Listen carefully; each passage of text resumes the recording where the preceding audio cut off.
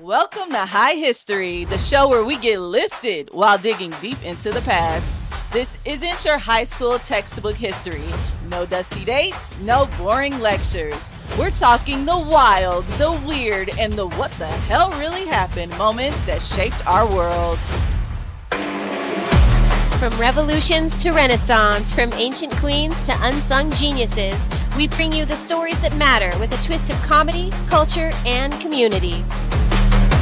So spark your curiosity and maybe something else. Lean back and let's get into some high history.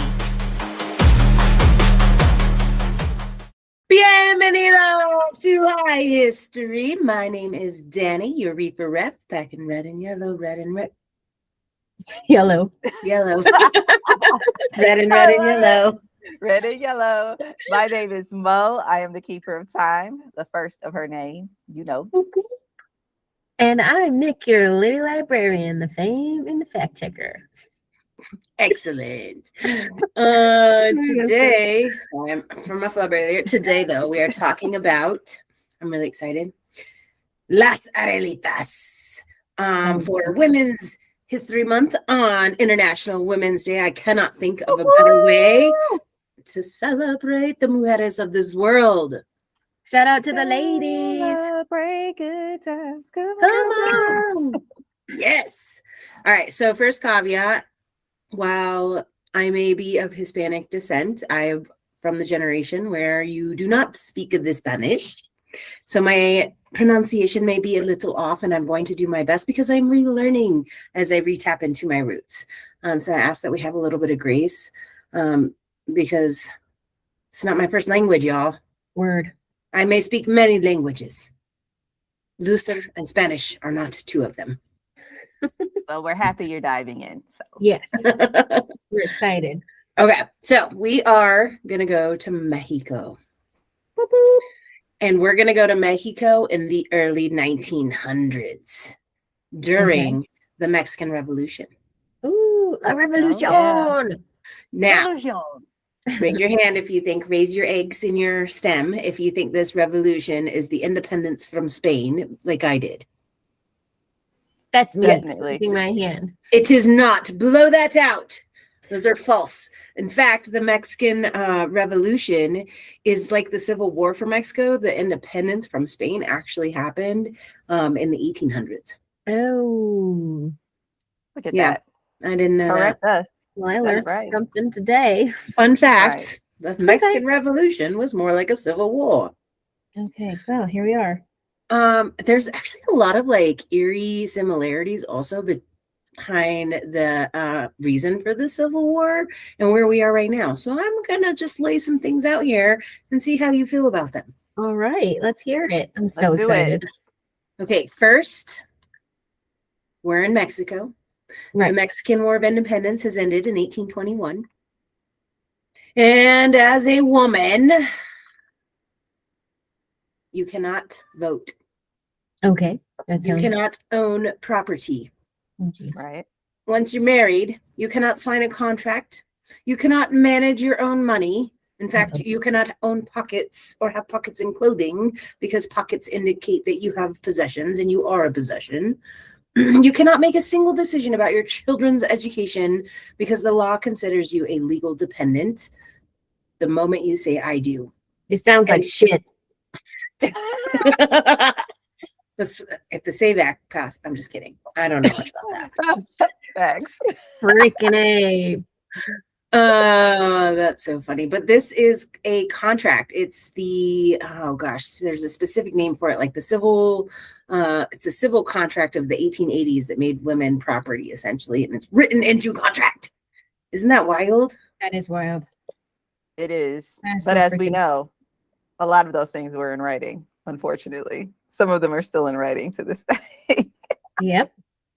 That's true. Okay, so before we talk about the women who carried rifles and made grenades out of very interesting pieces, let's talk a little bit about what led up to the revolution. So there's this gentleman, his name is Porfirio Diaz. Sounds like a dick. Well, we don't know yet because early on he was going to like school to be a priest, so he was a pretty good dude, right? Definitely sounds like a dick. I was about to say, we know how that goes. So I don't We know. know. We do know how that goes. It is important, though, to note that he is of mixed descent. So he is Spanish, Mixtec, indigenous descent, which is both native and Spanish. So colonizer and native, right? Kind of like a lot of us Hispanics nowadays. We have the blood of both. We're constantly at battle. Yes. Which is interesting because his regime as a dictator and authoritarian for 30 years explicitly favored Creole elites to native indigenous populations, and he actually ignored the rights and needs of most indigenous populations in Mexico during his regime. Oh, that sounds so familiar. Doesn't it? Oh, aligning yourself with power. Sounds like Weird. yeah. It's I know like we've there's heard that somewhere before. At It's least. like there's a pattern. What Yeah. pattern? Hey, that's new. So he was initially starting to become a priest, and he's like, well, I think I'm gonna have more fun in law. And so he transitioned to law and found that he liked power quite a bit, actually. He, in fact, did have more fun in law. Yeah. He found that when his uncle disowned him, he found a new mentor in the military named Benito Juarez. And Benito was a big fan of dictatorships. And later, Porfirio would try to overthrow Benito like several times from his military position. So it was like foreshadowing before shadowing was a thing. So anyway, Diaz ends up being the president of the United States. I almost slipped there. Did you hear that? We did, I heard it. But you stopped. You stopped yourself. You stopped yourself. You did. Anybody's better at this point. Nope, not really. Okay, so in 1876, he seized power, and he had his whole base on this premise of democracy and elections and peaceful transitions of power. And then when he got elected, he was like, no re-elections. Yeah, sounds familiar. Right. Right. Way too familiar. Way too familiar. And then he's like, well, let me change the Constitution so that it allowed unlimited terms. So he did. Yeah. His new slogan then became effective suffrage, no re-election. Wow. Well, so he is, in fact, a dick. Yeah, he sounded like a Richard. Exactly, he was like a Richard. He was, yeah, such a Richard that while he was this went on for 30 years. So he was in control of his little empire for 30 years. And he was so confident and such a Richard that he went to the United States and did an interview for a newspaper that he didn't think anyone in his country would read. Because it's America and Mexico, and even though they're right next to each other and we trade and we have commerce and we have people going back and forth all the time, weird that people would read each other's things. He gave in this interview, he said that Mexico is ready for democracy and a new leader. And when it was published in the American magazine, he ended up having to flee to Paris. Oh my gosh. What an idiot. So essentially, because of his politics, it created the need for the civil war in Mexico. And Mexico was about as divided as the US was during the 1800s Civil War. So there were three big factions in Mexico at that time. First, Emilio Zapata, he had the South, and he was primarily focused on land rights because he was a big advocate of the men with the land have the power. That sounds familiar, right? Oh, yeah, super, yeah. Yeah. Pancho Villa. Pancho Villa, one of the most famous. He operated in the North, and he changed his kind of stance and his platform about as often as he changed his underwear. So no one really knew what he stood for. That's interesting. But people still followed him? He was very charismatic. Oh, he was very vigorous, father. Very charismatic. Charisma gets you far. It does, especially if you're Zorro.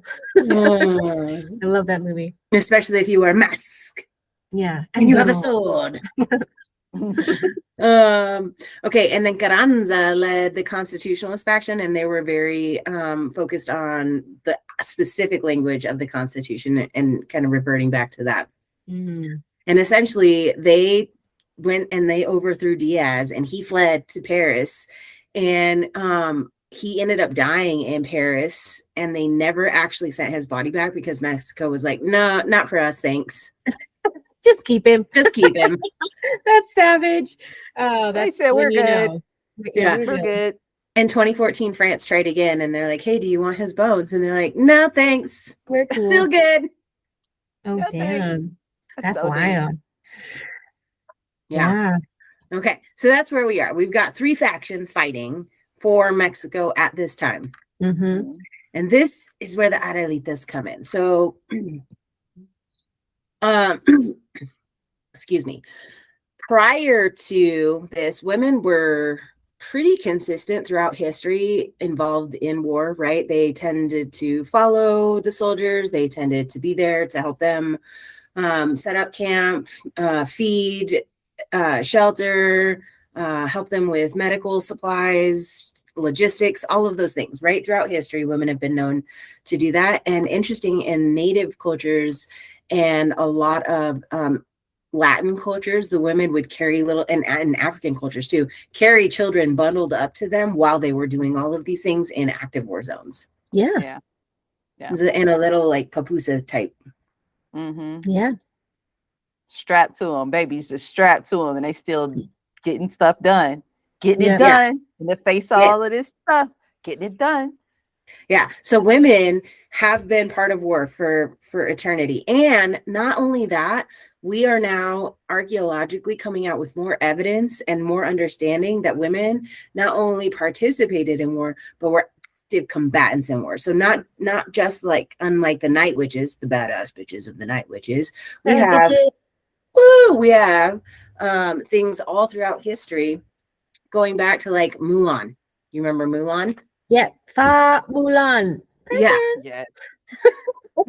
Love Dishonor Mulan. on you, dishonor on Love you, cow. Anyway, Take so this. the Ballad of Mulan dates back 1500 years to the Northern Wei dynasty. And so there's a legend that's built off of, they believe, many women that filled in that role. Mm-hmm. And there's actual skeletal remains showing wear patterns of women as mounted archers in that time period. Hu Hao is a documented historical figure around 1300 BC. She was like one of the 64 concubines of the Shang dynasty at that time. And she ended up becoming the top general, which commanded 10,000 people in an army for them. And they know that this is factual, and they have actual battle information because of tortoise shell and old oracle bones. That's wild. It's amazing. Super cool. That's amazing. Yeah, it's amazing. I'm sitting here like, yeah, just leading all of these men into battle. I love it. 10,000 warriors and several successful campaigns. So that is a general of an army. Another one is the Burka burial. So Viking sagas, they thought forever this was the guy, right? Because it had so much adornment around weapons and kind of military strategy in there. And they just DNA tested it, and it was a woman. A woman. A woman. Get it, girl. I wonder if woman is like, whoa, man. Yeah. Whoa, that's man. why we're awesome. Oh, man. That's funny. Okay, so the Adelitas are not an anomaly, essentially, in history. The night witches are not an anomaly in history. Women have been combatants and protectors for equally as long as our dominant narrative of military history, right? Mm-hmm. All right, so let's talk the Adelitas. The Adelita term comes from a corrido, which is basically a ballad, like a song ballad, like someone like the Witcher guy was following you around, writing all of these wonderful lyrics about how amazing you are in battle. Oh, yeah. What is he called in Dungeons and Dragons? The Bard. The Bard. Yeah. The Bard. Yeah, you get inspiration for that memory. Good job. Yeah, I was about to say that's good. Way to go, man. So there is one specific Mexican folk ballad called La Adelita, and they think that there's a couple of different ways that this has formed. One is that we're going to talk about is the Nurse from Juarez. And so they think that this song was built around a nurse that was helping people in Juarez during the time of the revolution. The revolution. The revolution. And that the Adelitas were formed under this kind of umbrella term called soldadera. So soldadera was really a word that was for its soul. What was it? Soldada, which is the allowance that they get for their participation in the military. So essentially, women got attached to this because the women would take a portion of the men's allowance that they followed to be able to buy the men food, buy them clothes and things to be able to help support them throughout the war. And so the women became dependent on the payment from the men. And so women don't even get their own term. Soldadera is not female soldier. It is quite literally a portion of the male's pay. That's cold. Ain't that some BS? Honestly, to put in work and have to, that's just And it was yuck. specific to domestic services, so laundering, foraging, camp management, like all of those things, which means that not all of the women that actively participated in combat even got paid. Oh my Yeah. gosh. I would. That's in and of itself enough reason to like rebel. What do you mean? I dissent. We're all in war. Like, and you not trying to give me my money? It's a problem. Exactly. It's a It's a problem. problem. It's a fucking problem. All right. So we're back to Adelita. Here's the Right. lyric that really we're focusing on. If Adelita wanted to be my wife, I'd buy her a silk dress to take her dancing at the barracks. Honestly, At the barracks. that also sounds like shite. Kind of does, doesn't it? Yeah, what Kinda. what are even those lyrics? What does that even mean? I mean, you get a silk dress and a dance out of this, ladies. It's not as bad, though. Have you watched The Night of the Seven Kingdoms? Because they sing a song there about a lady with some thumbs that is that then the egg breaks down. Lady with some thumbs. Oh no. Oh no. It just doesn't even make any sense. So this is a ballad about the war, right? Yeah. And a corrido about the war. And it's a beautiful ballad that helps inspire men to fight. Interesting. I don't see it, but okay. I'm with you. Listen, we're not if you gonna must. see it. You must. We're not. Let's see how well this ballad worked. It honestly, Right. it comes back to me of like women are, in the eyes of men, are women only objects Yes. and nothing else. Not all men, but most men, yeah. Yeah, I don't think all men. You know, Fair. we don't talk in absolutes on this podcast, right? Right. But we do generalize sometimes, right? And that's based on The music history and patterns. Yeah. And that's what we're talking to. We're not talking about all men. And so I think that history has shown us patterns where that is exactly the case. Yeah. I We mean, are look accessories. at our music today. Look at rap. Look at hip hop. Look at even country music. Mm-hmm. Even rock. I mean, Even like, rock. yeah, it's all music. It's all, even in art. You look at fine art. I mean, what women, granted, art is also based on how people, where they sit and how they interpret it, especially when you look at paintings and photographs and things like that. But a lot of the time, the artist's intention was to say, I own this, I possess this, this is mine. Anyway, I digress. Sorry. Man, that's a lot of ego walking into that room. Mhm.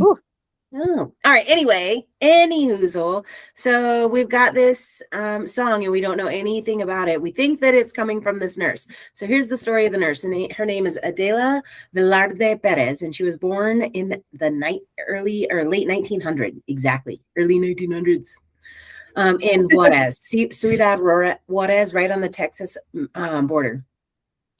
Her father was a lawyer, so she was well off, which also, remember, we have the Civil Code of 1884, which says women cannot have anything. They are property.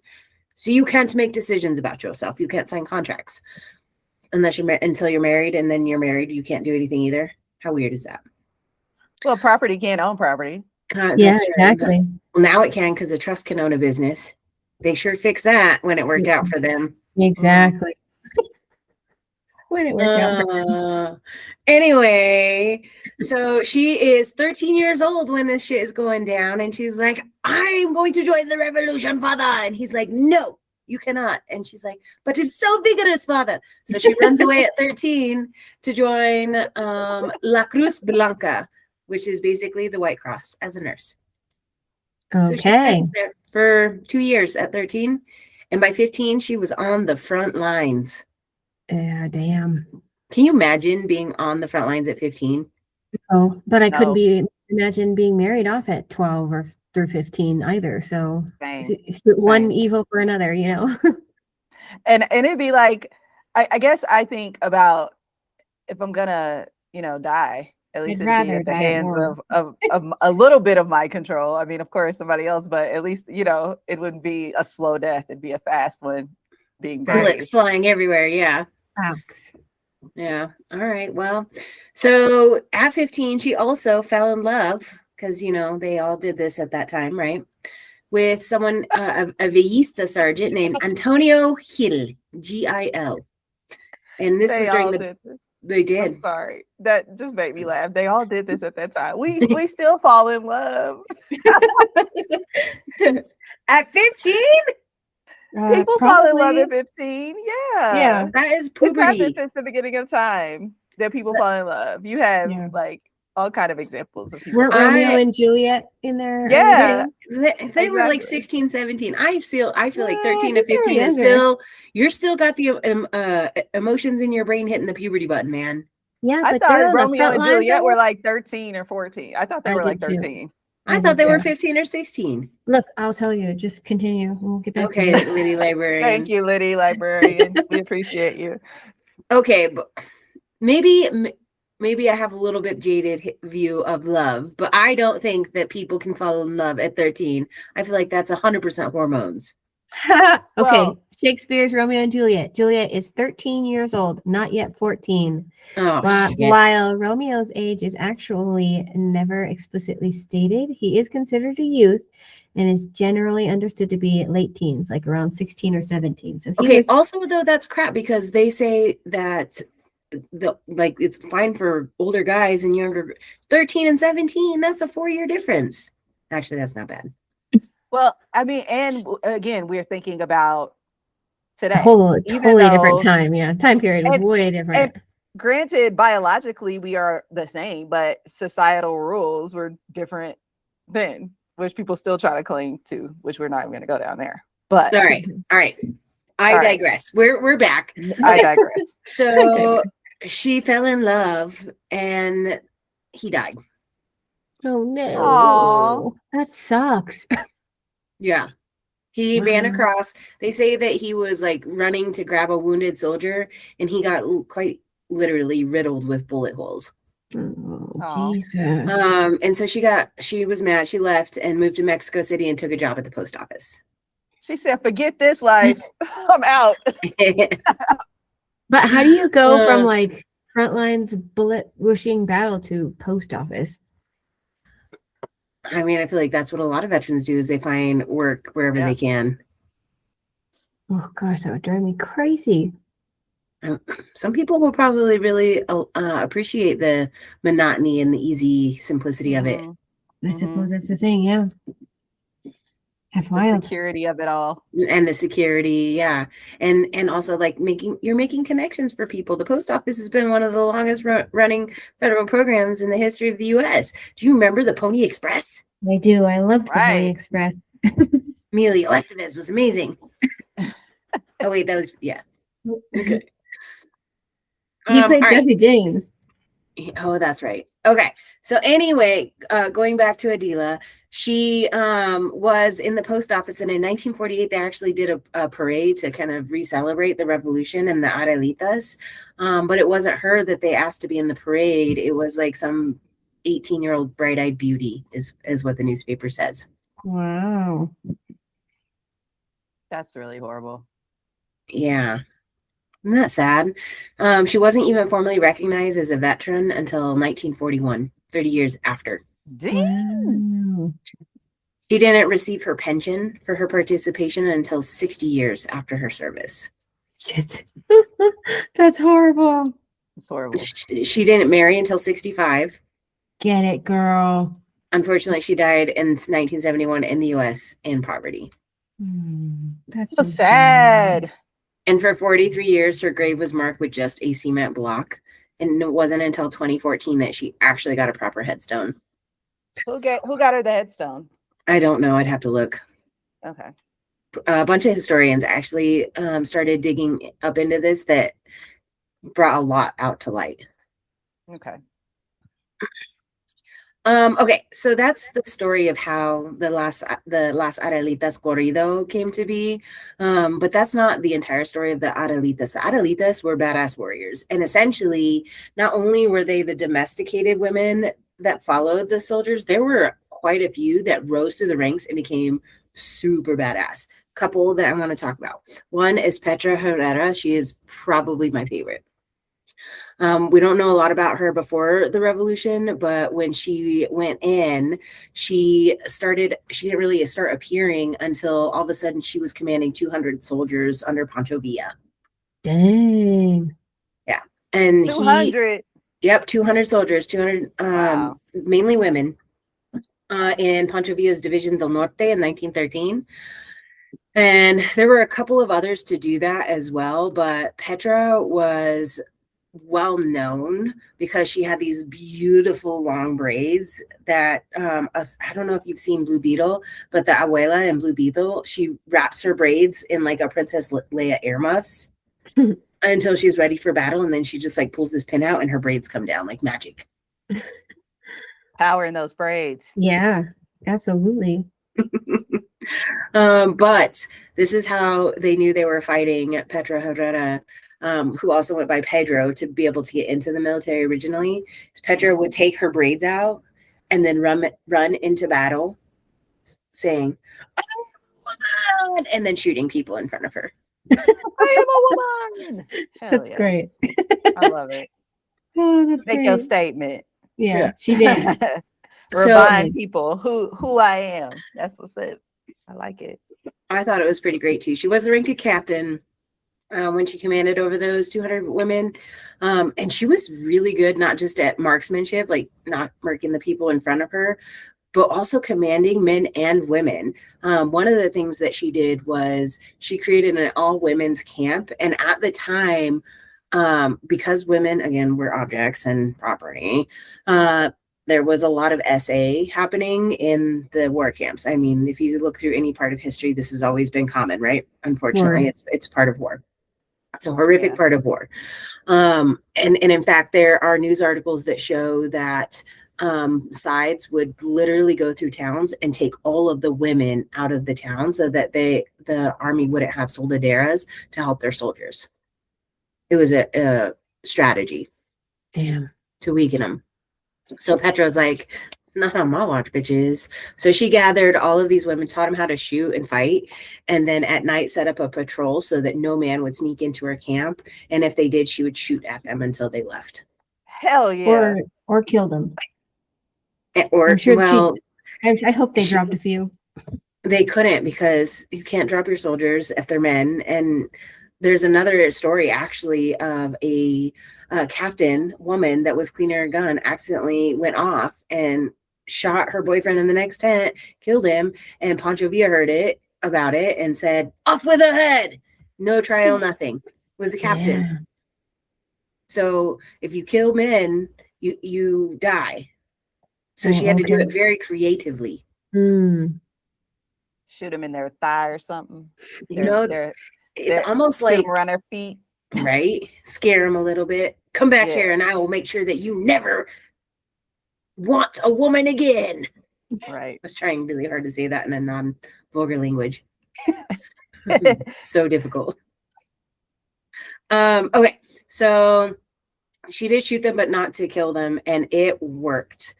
Another thing that she was really good at was manufacturing improvised grenades.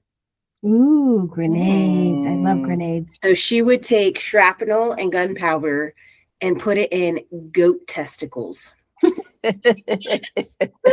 What? Ingenuity, baby. Yep. Are these like already dead goats, or are they going out there like, slaughtering all the new goats just for their I mean, testicles? they do neuter goats so that they're not all fertilizing take female over. goats. Yeah. Mm, Just like they okay, neuter okay. cows and horses. You know how they do that, right? They cut off their balls. No, they Their actually egg just put a rolls. rubber band on it until it falls off. Yeah, on the cows, yeah. Oh gosh. And then they go in the field and collect them. And then you have Rocky Mountain oysters. Yeah, brings back some heaves. Fun fact. This is how you castrate cows. Yahtzee. Moving right along. Okay.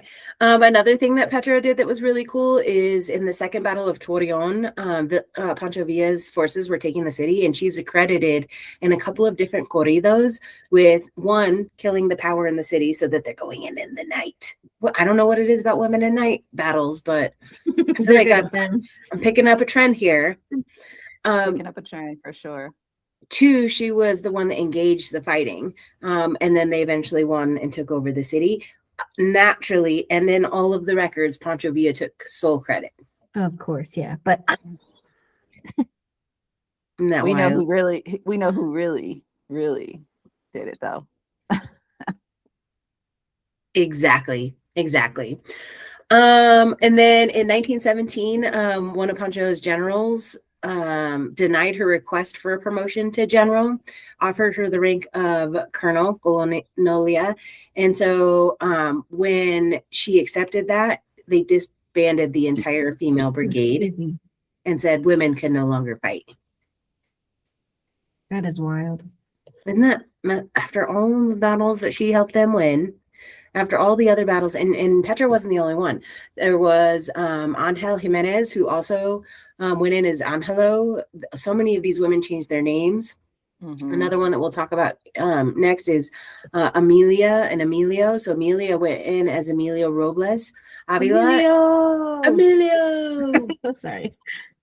Emilio, actually, though, a lot of these women, like Petra, would share their secret of their identity with like some of the close people, and Petra ran out into the house saying, "Oh!" So she's a little bit outside of this, but a lot of women kept their identity under wrap. And Emilio's one that actually lived his identity. So this is one of the first documented forms of transitioning in the military. Mm. And so Emilio lived as a man with his wife for the rest of his life, even after the war. Wow. He married and they adopted a daughter. He was formally recognized as a male veteran by the Mexican government at that time after he left the war. That's pretty cool. That is cool. However, after his death, there's always a but. There's always a but. After his death, coconuts. A museum in his hometown, they were trying to honor him, saying they called a museum woman warrior Coronelia Amelia Robles. So they went back and labeled her the dead name for him. That did him dirty. Was it the family? Yeah, his family continues to change out his tombstone with female pronouns. So I would believe that it would be the family. I wonder if religion had a lot to do with that. It is very Hispanic to be traditional. But still, they did him dirty. There is a museum, a community museum that does honor Emilio in, I don't know how to pronounce this, but Huacapala school, a school named Coronel Emilio Robles. But the museum and the headstone keep going back to the feminine pronouns. Mm-hmm. So unfortunately, but Emilio started as an Adelita and then transitioned in the military, which I think is awesome in itself. Another Adelita that is noted is Hermia Galindo. She is a massive feminist during this time, especially when females are property. She actually is one of the lead journalists for Mujer Moderna, means modern woman. Was a don't let him in think. Mexico. She got jailed actually several times for speaking out against Diaz, and ended up lobbying for Carranza, who ended up taking over after the revolution. And she lobbied for sex education and women's right for Carranza. What? And in 1917, she ran for elected office as the first woman in Mexico. Dang, get it, girl. Love it. Love it. However, women didn't receive voting rights until 1953. Oh, there's That's always insane. a but and a coconut. That's insane. I mean, like when you think of how recent that is, yeah, you know, like 1953 wasn't that long ago. 70 years. Yeah.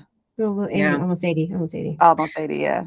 So you have all these corridos that talk about Adelitas as objects. And then you have all of these stories from actual veterans that talk about women warriors, right? Like, I'm running into battle with my braids whipping in the wind.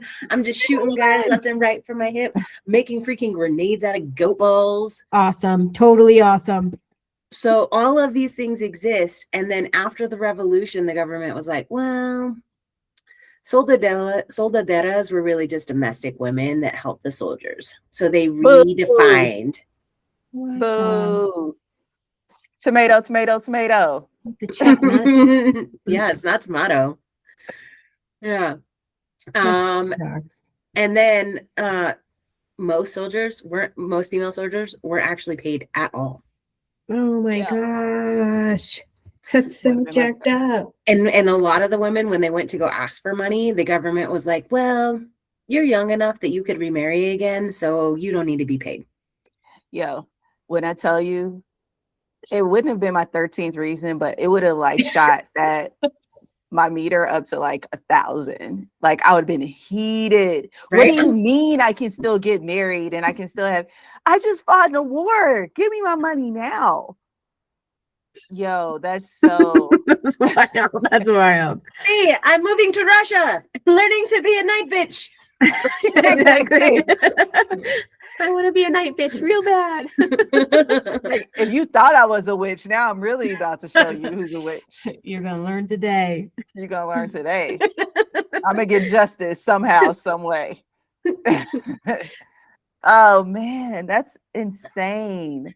Yeah, but so the good news is there are some historians like Elizabeth Salas went and started talking because some of these women were still alive like 30, 40 years ago when we were empowering women to like look into education and history and things. It's weird how we've shifted back again. Anyway, so weird, but here we are.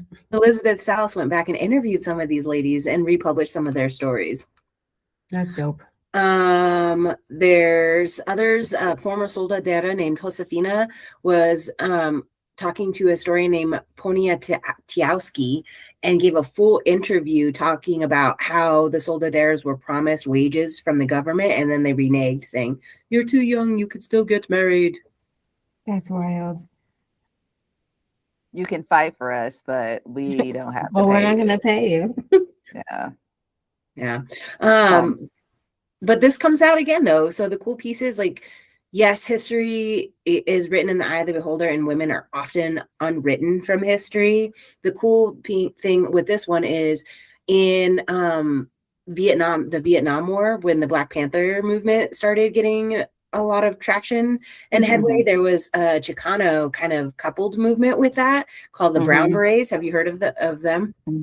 Yeah, which was essentially the Chicano version of the Black Panthers.